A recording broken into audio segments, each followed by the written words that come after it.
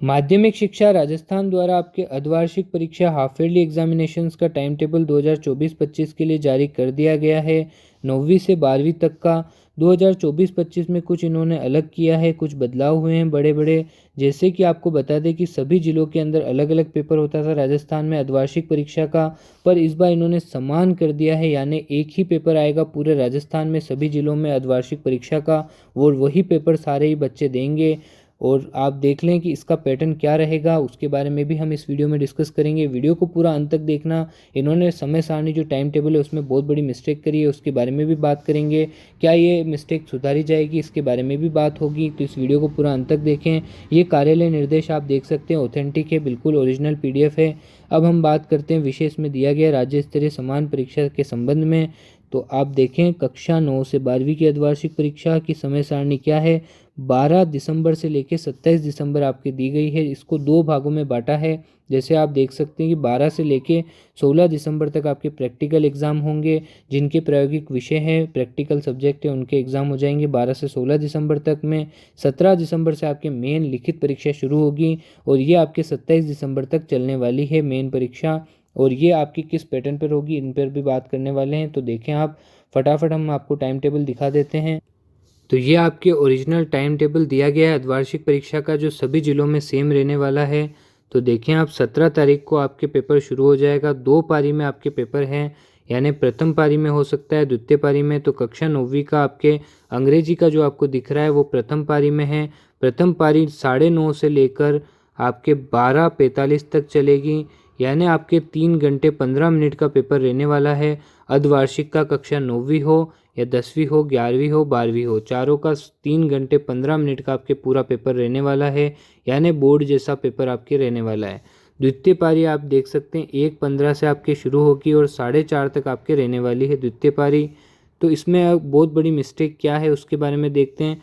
तो वो ये है कि कक्षा 11 और 12 को जब आप देखेंगे तो प्रथम पारी के अंदर आपको अंग्रेजी अनिवार्य यानी इंग्लिश कंपलसरी का पेपर आपको देखने को मिल रहा है, ठीक है, और अंग्रेजी साहित्य का पेपर आपको देखने को मिल रहा है। इधर भी अंग्रेजी साहित्य का पेपर आपको द्वितीय पारी में देखने को मिल रहा है।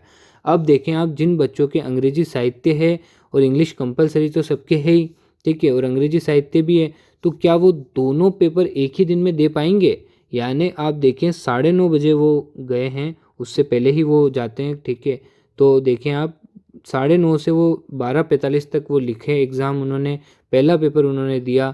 अब वो सेकंड पेपर तुरंत, यानी बोर्ड जैसा पेपर वो तुरंत दे देंगे 1:15 पर, मतलब सिर्फ आधा घंटे का उनको रेस्ट मिला, और 1:15 से लेकर वापस वो लिख लेंगे मतलब 4:30 बजे तक। मतलब 2 पेपर यानी 6 घंटे क्या वो लगातार लिख सकते हैं बच्चे।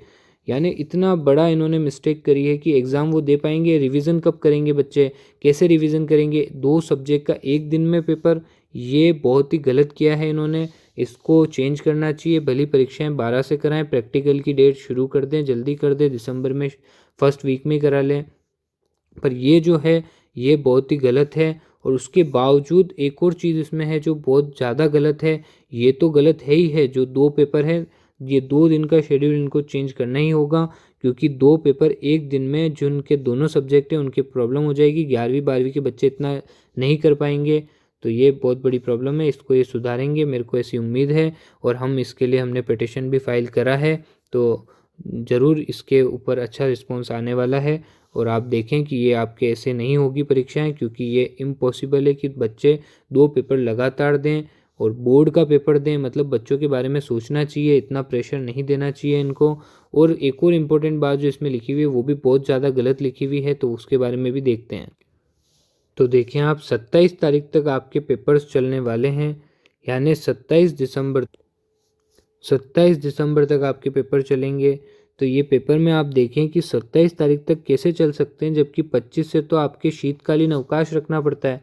तो ये कितना बड़ी प्रॉब्लम है ये, कि 27 तक पेपर चलेंगे। उसके अलावा आप देखें कि ये नीचे निर्देश में क्या लिखा हुआ है, कि इसमें लिखा हुआ है कि अगर फॉर एग्ज़ाम्पल कोई पेपर या कोई मतलब जो जिला वाले जो कलेक्टर साहब हैं या कोई छुट्टी घोषित की जाती है पूरे राजस्थान में किसी दिन, और उस दिन कोई पेपर हो रहा है, तो इनको पता भी नहीं है, इन्होंने पहले डिसाइड भी नहीं किया, सही से सोचा भी नहीं, और इन्होंने कहा कि भाई अगर कोई छुट्टी होती है तो फिर क्या होगा, वो जो पेपर है वो बच गया, वो अगली तारीख को यानी 28 तारीख या 29 तारीख को कराया जाएगा, मतलब आगे और तारीख को करा दिया जाएगा, मतलब तुम इनकी जो सर्दी की छुट्टियाँ हैं वो भी तुम खा जाओ।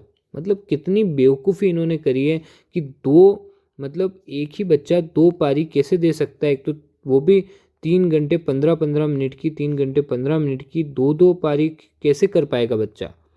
और समान परीक्षा इन्होंने रख दी है सभी मतलब ज़िलों में, एक तरीके से अच्छा है और एक तरीके से ख़राब भी, क्योंकि हाफ ईयरली का एग्ज़ाम अलग अलग हो रहा है, वो सही है पैटर्न, उसमें कोई दिक्कत नहीं है कि नहीं है। 20 नंबर ही तो वैसे ही जाते हैं बोर्ड के अंदर, तो हाफ ईयरली में अलग अलग हो रहा है हर जगह पे, तो कोई दिक्कत नहीं है। दूसरी चीज़, अगर फॉर एग्जांपल पेपर लीक हो जाता है तो पूरे राजस्थान में पेपर वापस कराना पड़ेगा, क्योंकि एक ही पेपर बन रहा है, तो पूरे राजस्थान में फेल जाएगा। और अगर पेपर लीक हो गया तो इतनी बड़ी प्रॉब्लम हो जाएगी, और पेपर नहीं लीक होता है उसके बावजूद इन सबको कराना कितना मुश्किल है।